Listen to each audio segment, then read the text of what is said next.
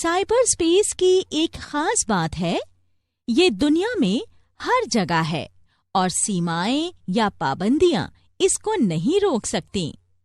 दुनिया के किसी एक कोने में बैठा एक इंसान आसानी से साइबर स्पेस के जरिए दुनिया के दूसरे कोने में किसी अन्य इंसान के साथ बातचीत कर सकता है, फोटोज और वीडियोस भेज सकता है।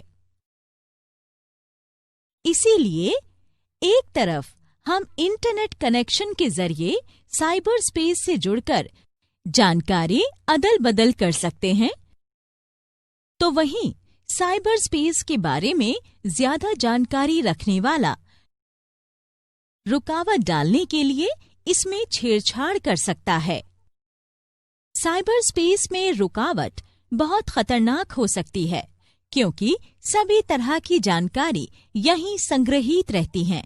अगर इन सूचनाओं से किसी तरह की छेड़छाड़ की जाए या इनका क्रम बिगाड़ दिया जाए, तो दुनिया के लिए बहुत बुरा होगा।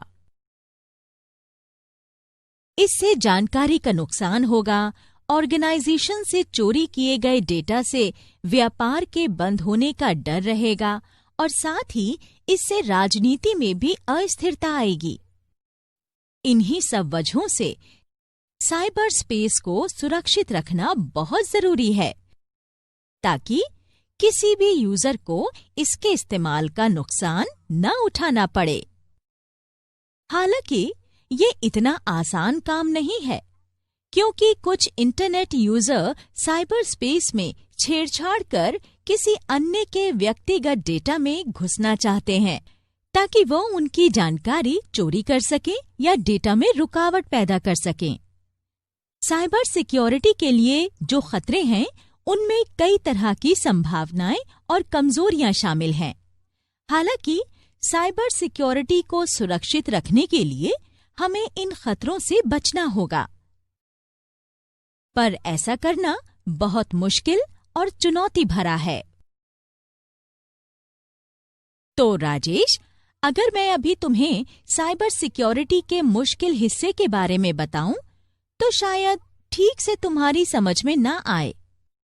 इसलिए साइबर सिक्योरिटी के बारे में ज्यादा जानने के लिए तुम पहले साइबर सिक्योरिटी की कुछ बुनियादी बातों को समझ लो।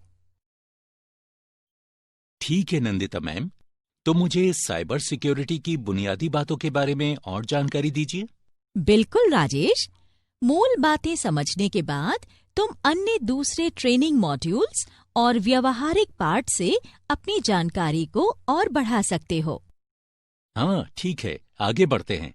हमारे कंप्यूटर पर हर वक्त थ्रेट का खतरा है, तो हमारे लिए ये जानना बेहद जरूरी है कि हम इन थ्रेट से खुद को कैसे बचा सकते हैं।